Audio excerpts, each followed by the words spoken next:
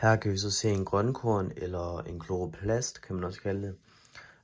Og vi kan se, at vi har vores vores ydermembran og vores indre membran. Her er stroma, hvor mørkeprocessen sker, som kommer senere i videoen. Og i tylokyderne her, hvor vores lysproces sker, som kommer lige om lidt.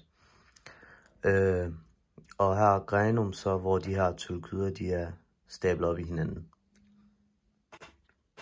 Her har vi så lysprocessen, som er i tylokydemembranerne, og det kræver så lys for at køre, som vi ser her. Og det her det er så den overordnede reaktion, der sker, hvor vi får noget O2, NADPH og ATP. Så er det de her fotosystemer, hvor vi har nogle forskellige pigmenter, som klorofyl A og B og beta-karoten. Hvor beta-karoten ser sådan her ud. Klorofyl A og B, der er forskellen blot bare, at de begge ser sådan her ud, men der er en radikal her. Så ved radikalen for klorofyl A, der erstattes den med en metylgruppe, og for klorofyl B, der erstattes den her radikal med det her. Og så her og skal vi se molekylet, der har klorofyl A og B begge to en hydrofob gruppe. Og alle de her tre pigmenter, de kan så absorbere og reflektere og så videre det her sollys, og det gør, at de får deres farver og så videre. Jeg viser lige den her på min computer, for det var lidt svært at tegne. Men vi kan se absorptionsspektret for klorofyl A, B og beta-karoten eller carotenoider. Og vi kan se, at klorofyl A, her er den mørkegrønne, den absorberer for det meste mørkeblå og lidt lyseblå og noget rød-orange. Og klorofyl B, den absorberer så det her lyseblå og også det her orangelige farve. Og beta-karoten absorberer så også det her blå og en lille smule af det grønne, men intet af det her røde-orange noget i de her bølgelængder. Her ser vi så overordnet fotosyntesens lysproces.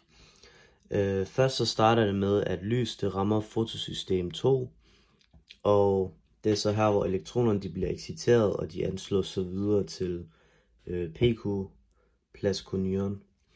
Og det erstattes så med elektroner fra H2O, og det bliver oxideret til O2 og nogle protoner. Og her ser vi så, at O2 det dannes, som er det tegn på, at vi kan se, at der dannes ilt her i reaktionen ved fotosyntesen.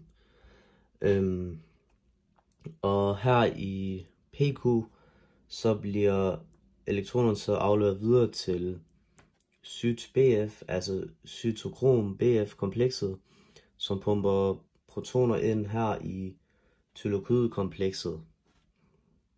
Og når elektronerne de så sendes videre til plascocyanin, altså PC her, så afleverer dem til fotosystem 1, og her erstattes de elektroner, som blev anslået, de bliver så erstattet her med lyset. Og de anslåede elektroner, de gives så videre til FO, altså ferrodoxin, og det giver dem så NAD+, som optager det her H+, og det reduceres så til NADPH. Og protonerne i tylokydkomplekset herinde, de løber så nu tilbage til stroma gennem ATP-syntase, hvor der så dannes noget ATP. Og ja, den overordnede reaktion kan vi så se hernede, det der sker. Det her det er så mørkeprocessen i fotosyntesen, som også kaldes Calvin-cyklussen. Det første der sker, det er, at vi har ribulose 1,5 bifosfat, og CO2 binder sig så til det ved hjælp af enzymet rubisco. Og produktet det er så et ustabilt molekyle, så vi spalter det til to af de her molekyler, 6-fosfoglycerat, som er en C3-forbindelse. Og vi får så 2 af dem, det kan vi gøre, fordi at det her det er en C6-forbindelse. Det næste der så sker, det er, at 3-fosfoglycerat-molekyle det fosforyleres og reduceres til glycerol-aldehyd 3-fosfat, som sammen med vand dannede fruktose 6-fosfat. Og vi bruger så noget NADPH og ATP, som vi fik fra lysprocessen. Og her, det næste der sker, det er at ribulose 1,5 bifosfat, det gendannes. Og her bruger vi så 12 styk C3-forbindelser til, at der kan dannes 6 styk C5-forbindelser, og samtidig være en C6-forbindelse i overskud. Det kunne for eksempel være glukose tilbage.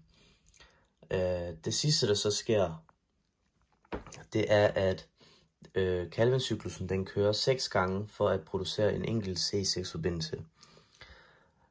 Fruktose 6-fosfat den omlejres til glukose 1-fosfat, og her spalter vi så en fosfatgruppe, eller en fosfat, og glukose 1-fosfat, den kan så oplæres som stivelse i kloroplasteret. Og saccharose, det danser i cytoplasmaet, og det kan transportere gennem sikar og bruges i respirationen. Jeg glemte lige at skrive ligningen op for mørkeprocessen, men altså vi kan se den her, at vi bruger noget CO2, og vi får noget glukose tilbage. Og det her glukose kan vi mennesker bruge i vores respiration, når vi indtager det her sukkerstof, altså et monosaccharid, og får noget ATP ud af det. Men for at få det her glukose ind i vores celler, så skal vi bruge tilstedeværelsen af insulin, altså et membranprotein, for at lave faciliteret diffusion. Og uden tilstedeværelsen af det her membranprotein, insulin, så bliver vores blodsukker altså virkelig højt. Og det er ikke så godt, fordi så er der meget sukker i vores blod. Og vi respirerer også CO2 ud, og det er vigtigt at pointere også, fordi så kan de her planter lave alt det her, den her mørkeproces og så videre igen, og lave mere glukose til os, og så kan vi lave mere CO2 til dem, og så fortsætter det sådan i en cyklus, sådan her frem og tilbage.